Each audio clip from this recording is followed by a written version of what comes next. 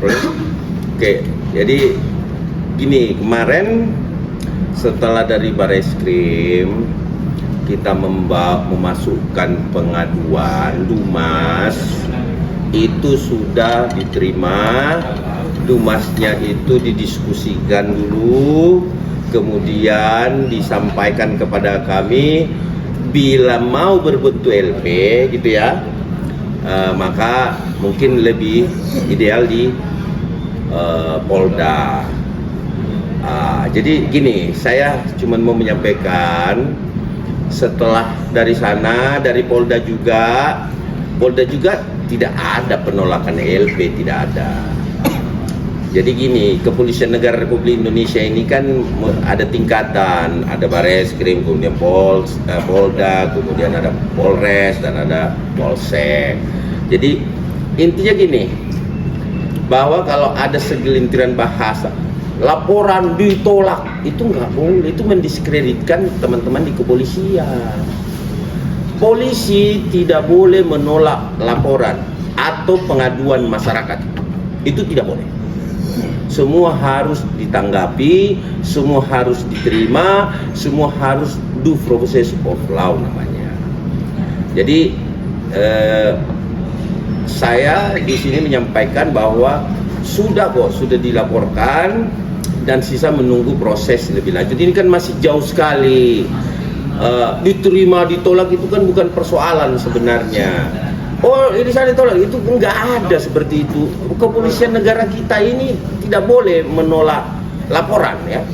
Tidak boleh menolak pengaduan, tidak boleh menolak laporan. Itu jelas. Nah, aturan mana yang mengatakan bahwa boleh ditolak? Enggak ada. Semua pengaduan masyarakat jelas. Kapolri yang menjabat baik yang dari dulu sampai sekarang itu tetap diproses, cuman butuh waktu. Artinya butuh waktu untuk terproses, ya. Ada satu yang saya mau tanggapi sebenarnya di sini. Ada podcast yang saya dengar kemarin, itu sudah menyampaikan yang bahasa yang cukup menggelikan buat saya, menggelitik saya selaku advokat, ya, atau pengacara. Di situ dibahasakan bahwa pengacara tanda kutip bahasanya sedikit tidak bagus, apalagi membawa-bawa Otto, ya, rekan sejawat kita atau ketua umum salah satu Peradi Otto ya. Itu kan Bang Otto ini kan senior yang juga apa ya, prestasinya banyak loh, membantu orang itu luar biasa itu Pak Otto itu, dan prestasinya bagus untuk Republik ini. Gini loh, beliau ini adalah ilmuwan, berlakulah seperti ilmuwan dalam berbahasa. Artinya dengan menukar nama saudara Otto Hasibuan itu ditambah huruf ini yang saya rasa tidak pantas untuk disampaikan, itu tidak perlulah sebenarnya. Artinya gini loh, jangan melebar kemana-mana, konsen pada apa yang dinamakan ujaran kebenciannya. Karena ini saya lihat memang sudah masuk ke ranah private Roy CS, ya. Ada rasa kebencian yang mendalam di sini saya perhatikan, dan sudah ngomong kemana-mana ya. Inilah yang kami pengen Kepolisian Republik Indonesia melihat ini menjadi pembelajaran untuk kita semua, bahwa demokrasi hukum itu jangan sampai terkebiri dengan demokrasi yang kebablasan. Artinya gini, demokrasi kebablasan itu yang bagaimana? Bahwa semua orang bisa berbicara di bawah. Nah, kami juga menuntut sebagai APH di sini, aparat penegak hukum, bahwa equal lah, harus equal. Artinya equalnya gimana? Hukum harus juga bertindak di sini. Untuk apa? Bola liar, pernyataan liar, saya sebutlah pernyataan liar yang tidak sesuai sebagaimana mestinya, yang bangsa kita ini kan bangsa yang penuh dengan etika sebenarnya. Nah, apalagi salah satu, saya sebutlah saudara Bang Roy ya. Bang Roy ini kan orang Jogja yang terkenal dengan halus dan tutur kata yang bagus. Juga jangan ternodai dengan kawan-kawannya yang yang juga sebenarnya alumni-alumni UGM harus menjaga marwah itu, bahwa ngomong juga di media sampai menukar nama pengacara semua bodoh gini loh. Dalam proses hukum nanti yang membela saudara-saudara ini adalah pengacara loh. Kalau pengacara tidak membela Anda mau apa mungkin Pak Roy Suryo dan kawan-kawan nanti ketika ini menjadi satu proses hukum, apakah mungkin akan bertindak atas nama sendiri? Ya kita lihat aja, mungkin ilmuwan dapat membela dirinya, itu sah-sah saja. Tanpa pengacara pun bisa. Ya monggo silakan. Ya, tapi gini, tidak semua pengacara yang Anda sebut itu adalah bisa didiskreditkan juga, bahwa pengacara semua dalam tanda kutip bahasa tidak pantas yang Anda ucapkan gitu loh, bahwa pengacara ini begini begitu. Saya tidak mau menyebutkan karena itu etik, menurut saya tidak pantas menyebut itu. Tapi tidak semua loh, ya. Pengacara adalah orang-orang yang cerdas. Kecerdasannya lah yang dipakai untuk membela kliennya. Ya mudah-mudahan Pak Roy Suryo juga nanti bisa membela diri. Nah, ini mari kita tunggu proses sama-sama. Tidak perlu ditolak, diterima, tidak ada. Di Republik ini tidak bisa menolak laporan dan dumas. Tidak ada cerita itu tolak menolak itu. Jadi jangan menimbulkan meme-meme yang tidak jelas. Nah, kalau saya sih cukup ya, sampai sini saya cuma menanggapi bahwa seorang senior sekelas Ota Hasibuan itu tidak pantas untuk disampaikan bahwa namanya harus ditukar, ditambah huruf K dan lain sebagainya. Itu kurang pantas lah untuk seorang ilmuwan ya. Terhormat loh, ilmuwan terhormat. Beliau-beliau ini yang di podcast kemarin itu ya, itu ilmuwan yang lulusan yang saya anggap dari kampus terbaik UGM loh ya. Tentunya ada bahasa-bahasa yang lebih santun lah. Artinya tidak sampai seperti itu, dan itu terjadi pembodohan di masyarakat nanti. Jadi gini loh, jadi masyarakat yang kemudian nanti mau melaporkan, mendumaskan, nggak perlu lagi datang ke polisi. Kenapa? Bisa ditolak kok. Ini bukan pembelajaran yang baik. Jadi sampai saat ini cukuplah kepolisian negara kita ini. Tidak semua kepolisian itu seperti itu ya, dikatakan buruk. Ada polisi yang begini, itu tidak semua loh. Jadi gini, marilah kita membangun bangsa kita dengan mengkritik agar bisa menjadi lebih baik kepolisian kita. Jangan didiskreditkan, nanti masyarakatnya takut untuk melapor gitu loh. Ya kan, padahal kita juga ini kalau mau buka laporan ya kita sudah begitu, silakan Pak Lecumanan sampaikan itu laporan, bahwa kalau memang kangen dengan laporan itu sudah kita lakukan laporan yang diminta itu. Silakan Pak Lecu. Ya, teman-teman, terima kasih ya ini bahwa hari ini telah datang ya. Kami dari tim advokat public defender ya, yang dibentuk oleh organisasi advokat Pradi Bersatu, hari ini resmi telah melaporkan ya yang berprofesi sebagai ahli ya, katanya berprofesi ilmuwan, sebagai ahli dan atau ilmuwan ya kan, dengan inisial RS, oke, dan kawan-kawan. Ya, kami telah resmi melaporkan hari ini di Polres Metro Jakarta Selatan sesuai dengan tempat kejadian yang diduga bahwa terjadi publikasi data-data pribadi yang antara lain skripsi dan ijazah. Jadi karena yang kami laporkan ini adalah ahli, maka kami juga akan menyusun ahli untuk menilai keahlian dari terduga terlapor tersebut. Jadi teman-teman, saya minta kawal proses hukum ini hingga ke ujung. Artinya menurut kami ini udah terlalu gaduh ya, sudah kesana kemari atas bawah, artinya udah tidak pantas lagi lah ya kan. Jadi kami gunakan proses hukum untuk mencari kebenaran material terhadap peristiwa yang terjadi. Jadi kita tidak sembarangan. Jadi karena kami merupakan organisasi advokat, maka kami menggunakan cara-cara yang profesional, yaitu menempuh proses hukum. Sehingga untuk terduga terlapor, kami minta untuk, artinya ya kita ikutilah hukum secara bersama-sama. Tadinya saya mau melaporkan di Polsek, tapi karena sudahlah ya kan, arahan dari Polda Metro untuk sesuai dengan lokus tempat kejadian, maka kita kita laporkan di Polres Metro Jakarta Selatan. Dan sudah diterima ya. Ini ya, faktanya sudah diterima. Dan nggak boleh dituan. Ya. Dan apa aja sih mungkin Bang yang mungkin di barang bukti? Pasalnya nanti tanyakan sama. Pasalnya yang saya Tanyakan terapkan ya, juga. sementara ya, penghasutan. Penghasutan. Oke. Kemudian menggunakan media online, Ya. media massa, ya, TV, media TV. Ya. Ya, artinya Atau dihasut online. orang-orang bahwa ijazah ini adalah memang palsu 100%. Bang, kalau nggak salah kan di salah satu TV ya kan, dia mengatakan dugaan dari foto dan tanda tangan yang bisa dikatakan ada dugaan itu dipalsukan. Iya. Dasar itu kan abang Bukan dugaan gini loh. Nggak ada lagi kata dugaan. Sekali lagi. Kemarin sudah saya sampaikan sama sudah- teman-teman, tidak mungkin laporan polisi ini ada, ya. Kalau itu dugaan, enggak kok. Gamblang dia ucapkan palsu, gitu loh. Sampai dia bilang harus ngecek ke Solo.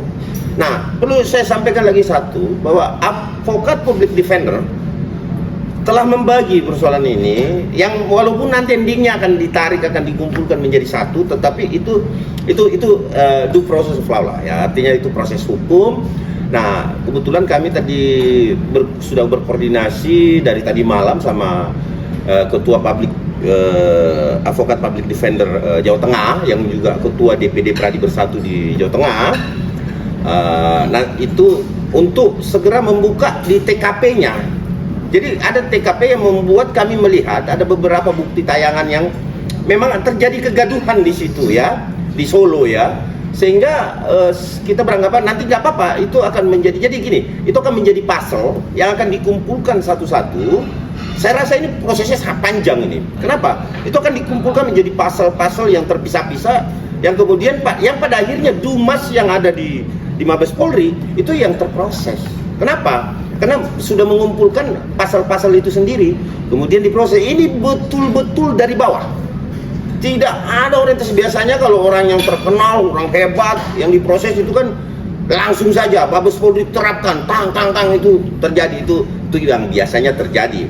Tetapi ini kami pengen, disinilah citra kepolisian akan dipertaruhkan untuk diproses ini betul-betul seperti apa. Dan saya yakin teman-teman kepolisian baik di tingkat paling bawah sampai tingkat atas akan bekerja lebih profesional, dan juga tidak mungkin asal bekerja di sini. Kalau memang dianggap bahwa bukti-bukti itu lemah dan tidak bisa dinaikkan, saya rasa ya itu upaya-upaya hukum. Silakan. Ya mudah-mudahan bisa membela diri tanpa pengacara, karena pengacara dalam tanda kutip katanya bodoh, jadi juga goblok, gitu ya kan. Jadi jangan sampai pengacara yang dituduhkan di podcast itu pengacara semua kan disamakan gitu. Mudah-mudahan bisa bela diri sendiri saja, nggak usah pakai pengacara, ya kan gitu. Gimana? Lanjut. Apa sih Bang mungkin ya, dalam arti ini kenapa nggak ada yang Abang berikan untuk Ya. Bu, bukti-buktinya ini jangan sampai merusak barang bukti. Kita tidak bisa ungkapkan itu barang bukti, karena menurut kami ini yang masuk, dan itu kita sudah pilah. Tapi itu diproses lagi. Jadi itu butuh proses yang sangat mendetail. Jadi gini, ilmuwan, mungkin beliau-beliau ilmuwan mereka memahami sekali bahwa bagaimana proses keilmuan mereka digunakan. Tetapi beda antara keilmuan, teknologi dengan persoalan hukum. Peristiwa berbeda dengan sesuatu yang diuji dengan ilmiah. Kalau ditantangin, kita uji secara betul, itu secara ilmiah sesuatu yang harus diuji. Tetapi hukum tidak seperti itu. Dia rangkaian peristiwa. Dan ingat, bukan objeknya sekarang ini tidak melenceng kepada bukti otentik ijazah, palsu atau tidak palsu, ditolak atau diterima. Bukan itu. Objeknya, peristiwanya terjadi nggak? Ini yang kami betul-betul harus rinci sekali, detail. Dan ingat, delik yang kita sampaikan adalah semuanya adalah delik murni. Nah, untuk delik aduannya, monggo silakan, kan Pak Jokowi sudah menunjuk pengacara juga kan. Nah saya rasa Otto Hasibuan bukan pengacaranya kok. Bang Otto bukan pengacaranya. Bang Otto itu kan menjabat sekarang. Nah nanti berspekulasi lagi Otto Hasibuan menjabat menteri kemudian jadi pengacara. Enggak kok. Otto enggak menjadi pengacara Pak Jokowi. Jadi saya rasa tambahkan lagi Pak Lijun. Masalahnya mungkin Bang, pasal yang di Penghasutan. Ya, penghasutan aja. Penghasutan dulu. Itu aja. Ya, Itu aja dulu. penghasutan kemudian melalui media elektronik. KUHP-nya. KUHP-nya 160, kemudian dijungto ke 28 ayat 2 Undang-Undang ITE. Nanti akan berkembang lagi sesuai dengan proses penyelidikan. Iya, Nanti kita lihat. Karena dugaan saya ini telah menyebar luaskan Bisa juga. 3. Artinya bisa lagi nanti undang-undang Berkembang dia. ITE terkait dengan menyebarkan tanpa hak. Bang, ini Jadi mau kita lihat dulu pasal ini dulu, ya kan? Kita lihat nanti proses penyelidikan berjalan dulu. Ini kan masih panjang. Ada proses penyelidikan, ada proses penyidikan, ada proses penetapan tersangka, masih jauh. Sehingga juga berbeda. ya, sehingga saya minta supaya teman-teman media ini untuk mengawal seluruh proses dari start dari awal sampai nanti di ujung. Bang memperkuat nggak sih Bang, UGM juga menyatakan bahwa dia terdaftar juga dari fakultas UGM sini. Kalau UGM sudah, nanti kita akan mengundang saksi dari UGM untuk menyatakan bahwa memang kalau sebelumnya udah ada pernyataan dari UGM bahwa dia Pak Jokowi terdaftar, sehingga sebenarnya menurut kami ketika seorang RS ya menyatakan bahwa ijazahnya tidak benar, itu udah terlalu cepat itu. Terlalu cepat dia menyimpulkan. Sementara belum ada putusan pengadilan yang menyatakan bahwa ijazah tersebut adalah produk yang tidak benar. Tidak masuk ke objek itu kan. Jadi gini, saya tambahkan ya. Ya, silakan. Dia tidak masuk ke objek perkara, alat buktinya itu adalah ijazah ini. Ya. Ini terpisah ini. Terpisah. Sama nanti yang dilaporkan dengan Jawa Tengah. Advokat Public Defender Jawa Tengah itu akan melaporkan juga, mungkin akan ada pasal berbeda di situ karena terkait terjadinya satu kegaduhan ya. Karena gini, mungkin kita akan ambil beberapa tetangga dekat Pak Jokowi di sana untuk menjadi saksi nanti atas berkumpulnya orang-orang, apakah di situ mengganggu ketertiban atau tidak. Terus yang mengatasnamakan ulama, ini kan semua kaitannya ini akan dipelajari itu. Jadi gini loh, kita jangan terlalu jauh membahas itu.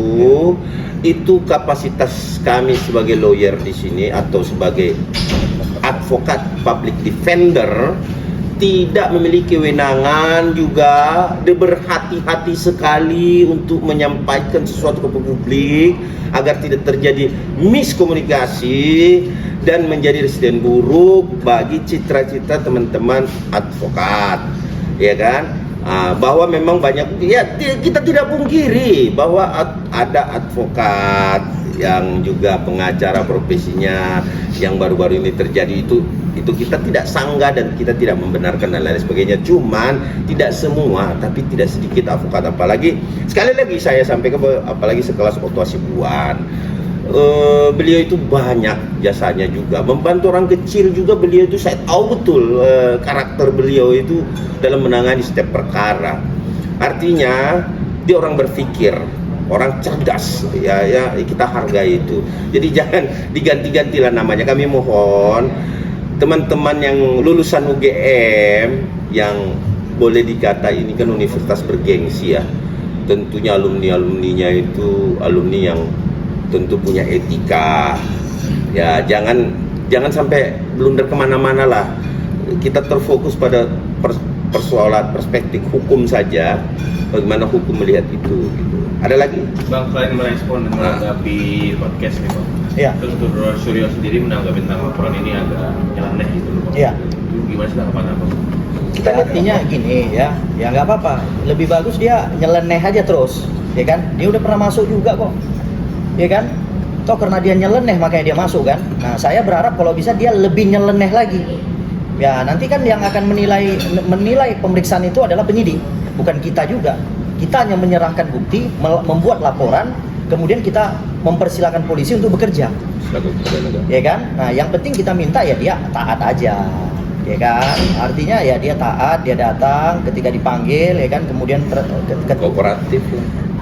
ketika dia mau menyeleneh pada saat pemeriksaan ya silakan saja. Nanti kita akan lihat, kita juga akan artinya menilai proses penyelidikan yang dilakukan oleh Polres Metro Jakarta Selatan seperti apa. Ini kan masih jauh, ini kami lapor, nanti mungkin seminggu ke depan akan dilakukan penunjukan penyidik dulu ya kan, terhadap peristiwa yang dilaporkan. Kemudian setelah itu akan turun namanya Mindik, surat perintah penyelidikan awal. Ya kan, nanti kami akan selaku pelapor kami akan diundang untuk memberikan keterangan-keterangan terhadap peristiwa yang kami laporkan.